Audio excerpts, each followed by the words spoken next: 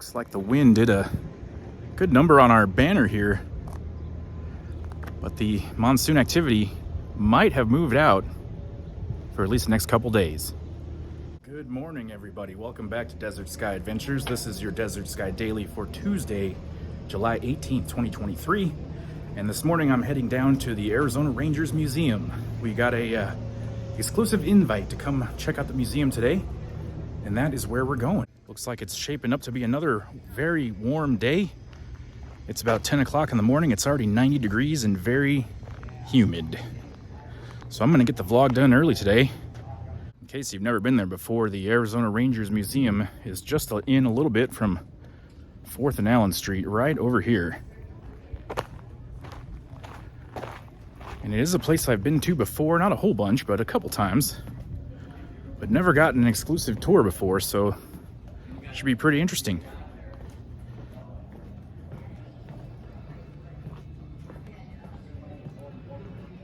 Arizona Rangers Museum. Right in here. Let's check it out. Morning. Hi, Dave. How you doing? You must be Joe.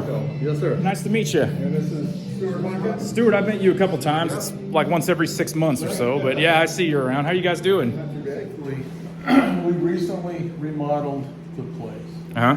And we have set the flow through the museum to be as chronologically accurate as possible. So where we start in this room is right here, 1882.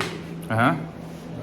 1882 was when the Earps left Tombstone, just like in the movie, and just like in the movie, they did attract extra bad guys. Mm-hmm. There was a vacuum of law enforcement in Tombstone. So at that time, the city fathers contacted the territorial governor and asked him to send some help. And so the governor thought, well, this Rangers thing like they've been doing in Texas for a while, looks like it ought to work. The only problem is they did not get proper funding from the territorial legislature and only lasted a few months. So no more Rangers after 1882 until 1901. Now 1901, which encompasses the rest of this room, 1901 till 1903. The different governor, he convinced the legislature that maybe it would be a good idea to have Rangers again. Arizona was too wild and woolly. Washington said, we can't let you become a state if you're off the charts, lawlessness. Right. And so they did decide, okay. Now, of course, cattle, I've had people ask me, how come so many of the Territorial Rangers had cattle backgrounds, cowboy and stuff like that? And I said, well, turned out that the drive behind organizing Rangers was in the outlands around the center of the state, Phoenix, of course, which was controlling everything. They had their police force. They were fat and happy. But the ranchers were losing cattle. Rustling was the big industry out here then. Right. So Rangers had to have background in cattle. They knew what they were doing. And they would have to pose as cowboys, as cattle inspectors, things like that. So here are some artifacts here of those original guys from 120 years ago. So this stuff is authentic 120-year-old stuff. These aren't like reproductions. Right. Cool. Especially, these are actually, come to think, we can't swear on anything that's not tagged, but the things that are tagged, like these knives, we know who they belong to the Territorial Rangers. Wow. That gun does not have pedigree. We don't know. We just know it is from that time period. Right. And then the other one in the homemade holster there, definitely that was one of our James Bailey, one of our Territorial Rangers. Wow.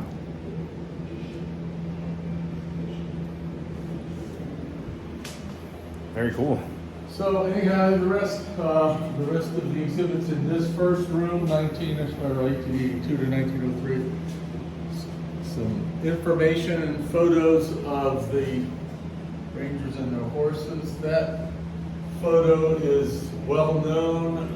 The significance behind that is that in 1903, when the governor dispatched all of the Rangers to Morenci to put down a mine strike, 25 of them went. Now there was only 26 because that was all the legislature was willing to pay for. Yeah. So that photo is significant because that's as many of them as ever were in the same place at the same time. Wow. That's crazy.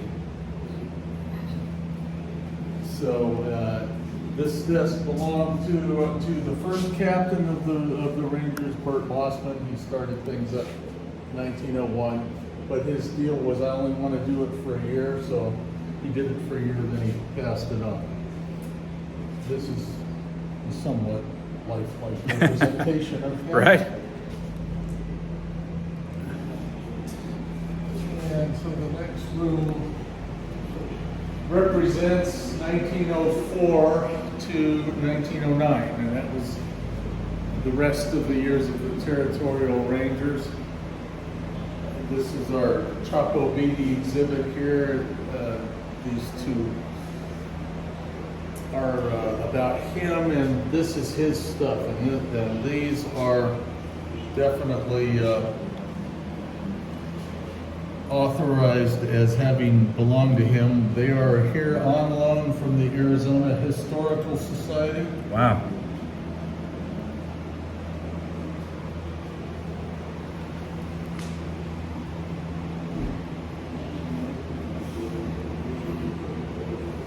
And this is Tucson here? Where he was buried? That's actually in Patagonia. Oh, okay, okay. Wow.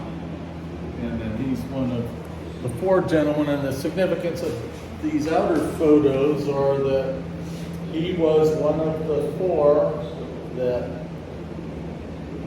first of all, they advised on the TV program that was up, 26 Men, which we have more material on that in room 3, but they also were instrumental in getting the Rangers reinstated, such as we are today, in 1957. Wow. So things kind of tie together here. Here's Yeah. some more just information about some of the Rangers. The last one that died, John Clark, and in the 90s. So he's pretty old. And was it 90s or no? 82. My bad. So Still, that's up there. he was still really old. Yeah. Jeff Kidder was one of the more famous Rangers due to where and the way he died in Mexico. But he was considered one of the quickest guns in the West at that time. Yeah. And so to be a member of the Rangers was even more. Interesting, huh? More interesting, definitely. We have more. These are things again, not guaranteed to be specific to the Rangers, but they were Authentic to the time. exactly. Cool. Time period. When we started this museum 6 years ago, the best we could do was whatever we could find that was period authentic. Yeah. And that leads to our crown jewel here. This was our original Ranger artifact here, the shotgun that belonged to J.R. Hilburn, who is the namesake for our museum. Wow. We were able to get this because his great-great-grandson is a member of our Tombstone company here at Arizona Rangers. So he loaned that to the company to set up the museum with. So that is That's really cool. they say that is our crown jewel. All of the other guns are reproductions here or actual period specific, but not directly related to the Rangers. And then our long guns against this wall over here, same thing. Some of them are modern reproductions, but most of them are that old. But only the modern reproductions were what was authorized for the Rangers to carry. Most of these were just assumed to have been likely carried around by the bad guys. Yeah. Wow. Very cool.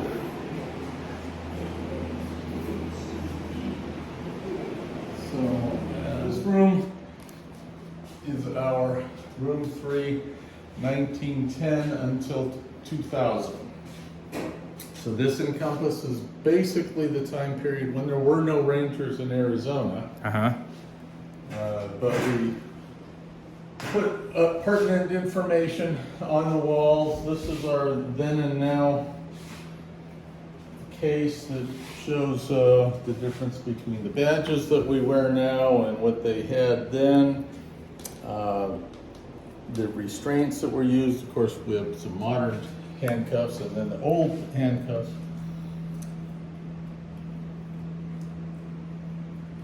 And then a nice little chart there because we used to say just 1901 Rangers, $55 a month, now volunteer.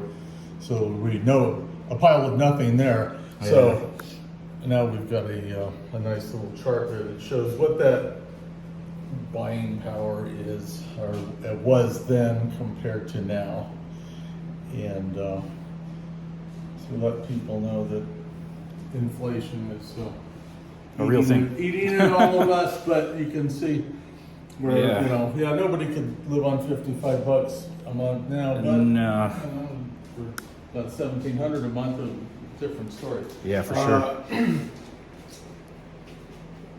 The rest of this room, like I say, basically the Arizona Rangers in popular media at the time. They were in, there was a movie specifically made about them. 26 Men was a TV show back in the late 50s, which we play in here, some of these episodes. It was basically Dragnet in the Old West. Right. And then, of course, the Marty Robbins song about Big Iron was all about Arizona Rangers. But we've got badges. These badges here particularly are with a few reproductions of the territorial ones. The other badges are the ones that the Rangers made and wore starting in 1958 up until about 1995 or so, before our modern badge replaced these. Wow. But you can see we've had some nice donations, Yeah, absolutely. or loan, I should say, those are on loan.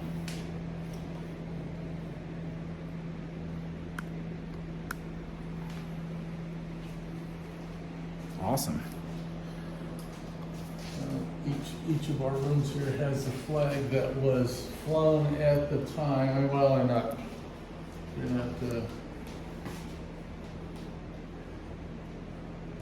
They're accurate to the stars for that era. So, Right. So. It's the Arizona flag right here, huh? 48? Right. Well, yeah, this was the era, 1900 to, or 1910 to 2000. So that was the era when Arizona became a state. Yes. This is our modern day Arizona Rangers room. That's a map of all of the locations of Arizona Ranger companies now. In fact, that's missing one. We had one restarted in Sonoyta just a few months ago. It hasn't made the map yet. So Not there's yet. actually 23 companies. Cool. Display is the old time Arizona Rangers town. Somebody and his wife had a lot of fun doing it, but they do these kind of things. Yeah. So this is a good magnet for the kids when they come. Very cool. All right. Well, thank you so much for the tour of the museum. Yeah. I appreciate it. You guys got an awesome place here. Bye. Rangers Museum. I want to give a big, if I could talk, I want to give a big thank you to Joe for giving us an exclusive tour of that museum. And that's a place that if you come to Tombstone, you can check out for free. It's a free museum. So just leave a donation. Come say hi to Joe and Stuart. They'll be happy to show you around and tell you about the history of the Arizona Rangers. But on that note, it's getting a bit warm, folks. I think I'm going to end it here for today, but I thank you for watching, taking a tour of the Arizona Rangers Museum with us.